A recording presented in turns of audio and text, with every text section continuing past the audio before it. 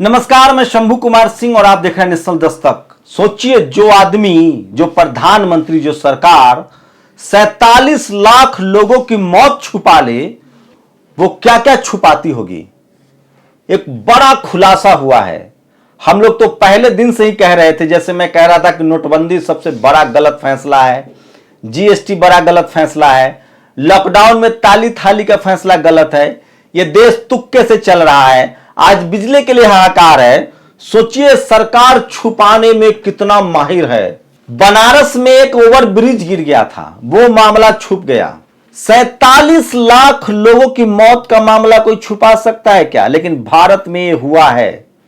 उस समय भी न्यूयॉर्क टाइम्स ने एक खबर दिखाई थी कि लगभग 50 लाख लोगों की भारत में कोरोना से मौत हुई है। जो लॉकडाउन 2 हुआ था, जो महामारी दूसरी आई थी, उसमें लगभग 50 लाख लोगों की मौत हुई है। अब WHO, वर्ल्ड हेल्थ ऑर्गेनाइजेशन ने साफ साफ कहा है कि भारत के कोरोना के दूसरी लहर में 47 लाख लोगों की मौत हुई थी। याद है, गंगा में लाशें तैर रही थी, इलाहाबाद में लाशें बिछी हुई थी। ये कौन लोग थे 47 लाख लोग? क्या ये सिर्फ मुसलमान थे, या क्या सिर्फ ये दलित थे, पिछड़े थे, आदिवासी थे? ये सब के सब शहरी लोग इसमें ज्यादा थे, सवर्ण समाज के लोग ज्यादा थे। इसमें वो लोग ज्यादा थे जो ओवरवेट थे, जो खाए अघाए लोग थे, जिनका फिजिकल इफिशियंसी नहीं ठीक था। लेकिन इस सरकार ने छुपा लिया 47 लाख लोगों की मौत। किसी को मुआवजा मिला क्या? अब आप सोचिए कि जो सरकार चल रही है वो बेरोजगारी पर कोई डेटा देती होगी तो आप भरोसा करेंगे? जिसने आपकी मौत को छुपा लिया वो महंगाई पर कोई आंकड़ा जारी करेगी तो भरोसा करेंगे? वो इस देश की आर्थिक व्यवस्था जीडीपी पर कोई आंकड़ा जारी करेगी तो भरोसा करेंगे? मैं तो बिल्कुल नहीं करूंगा। लेकिन सोचिए कि सबके लिए कौन जिम्मेदार है। मैं फिर कह रहा हूं, इस तमाम चीजों के लिए कोई जिम्मेदार है तो इस देश की मीडिया। नोटबंदी में हजारों लोग मारे गए थे, बैंक के लाइन में लोग लग के मरे, शादियां टूट गई लोगों की, लेकिन कोई बात नहीं किया। किसी मीडिया ने बोला नहीं। मीडिया मैनेजमेंट के दम पर सरकार चल रही है, खबर लोग तक नहीं पहुंची। जीएसटी में व्यापारी बर्बाद हो गए। बेरोजगारी 45 करोड़ लोग बेरोजगार हैं। 2.5 करोड़ लोगों ने नौकरियां ढूंढनी शुरू कर दी है। आप कल्पना कर सकते हैं कि इस देश में चल क्या रहा है। इस देश में सच्चाई छुपाई जा रही है और कोई इस पर बात करने के लिए तैयार नहीं है। आप कल्पना नहीं कर सकते हैं कि इस देश में कितनी बड़ी बेईमानी चल रही है।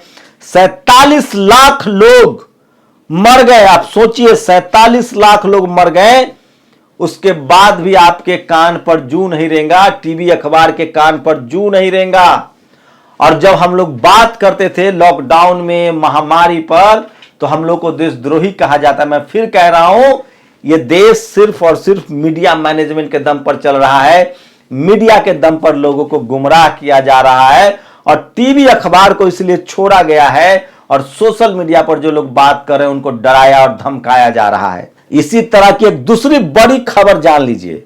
अडानी पावर मार्च तिमाही की पिछले साल 13.13 करोड़ रुपए, पिछले साल 13 करोड़ रुपए का फायदा हुआ था।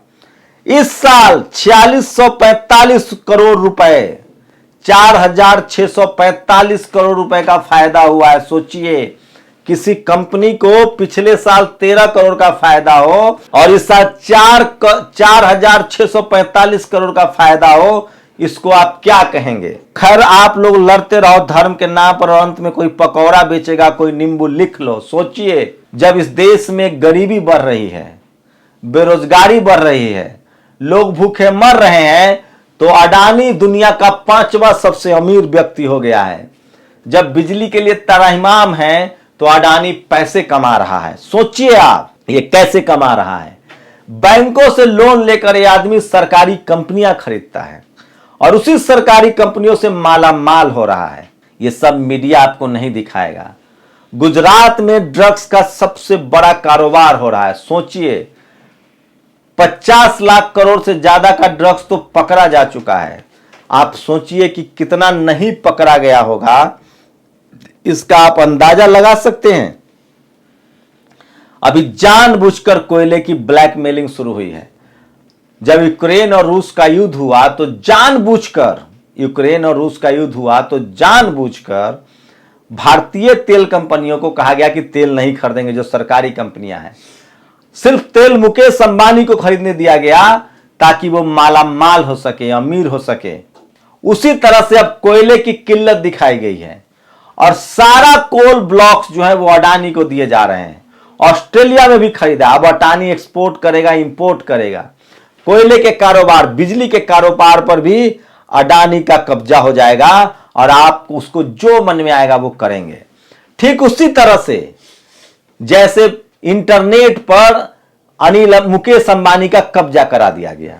अब भारत सरकार जब चाहे देश में किसी भी समय पूरा इंटरनेट व्यवस्था ठप कर सकती है। अगर दर्जनों, 2 दर्जन, 100 से ज्यादा इंटरनेट सर्विस प्रोवाइडर होता, आज मार्केट में 2 ही बड़े प्लेयर हैं। 3 थे तो सरकारी बीएसएनएल तो बर्बाद है, एयरटेल की हालत खस्ता है, जियो की मोनोपोली है ताकि इस देश को गुलाम बनाया जाए। इसीलिए बंच ऑफ थॉट्स पर काम हो रहा है। गुरु गोलवलकर ने कहा था कि किसी देश पर लंबे समय तक राज करना है तो 95% लोगों को गरीब कर दीजिए, आप राज करेंगे। वही चल रहा है। 47 लाख लोगों की मौत जो सरकार छुपा ले गई, वो सोचिए वो सरकार क्या क्या छुपाती होगी। मैं इसीलिए कह रहा हूं कि इसके लिए सिर्फ और सिर्फ टीवी और अखबार जिम्मेदार है, क्योंकि आपको जो दिखाया जा रहा है वो दरअसल खबर नहीं, सरकार का प्रचार है, और जो छुपाया जा रहा है वो दरअसल खबर है। इसलिए सरकार सोशल मीडिया पर नकेल कस रही है, टीवी अखबार पर नहीं। आप सोचिए, बीजेपी का 2 कार्यकर्ता आपके घरों में, एक टीवी और एक अखबार, और इसकी वजह है जाति। मीडिया में एक ही जाति और धर्म के लोग बैठे हुए हैं जिसकी वैचारिक सहमति सरकार के साथ है, और वो आए दिन झूठ, फरेब और गलती दिखा रहे हैं। सरकार से सवाल पूछने के बजाय जनता से सवाल कर रहे हैं, विपक्ष से सवाल कर रहे हैं। गरीबी, भुखमरी, लाचारी, देश की सुरक्षा, आंतरिक सुरक्षा, चीन की घुसपैठ, अर्थव्यवस्था, बेरोजगारी, गरीबी, इन सब पर बात नहीं कर रहे हैं। और इसी वजह से आम आदमी को लगता है कि यह सरकार शानदार चल रही है, दुनिया में इसका डंका बज रहा है। लेकिन सोचिए, जो सरकार 47 लाख लोगों की मौत छुपा सकती है, उसने और क्या क्या छुपाया होगा। आप लोग की क्या प्रतिक्रिया, अपनी प्रतिक्रिया जरूर दीजिए। शुक्रिया। नेशनल दस्तक की आपसे गुजारिश है कि अगर इसको बचाना चाहते हैं तो नेशनल दस्तक को सब्सक्राइब करने के लिए रेड कलर के सब्सक्राइब बटन को दबाएं, फिर बेल आइकन की घंटी दबाएं। नेशनल दस्तक को बचाने के लिए बहुत जरूरी है कि हर खबर को शेयर करें, लाइक करें, कमेंट जरूर करें।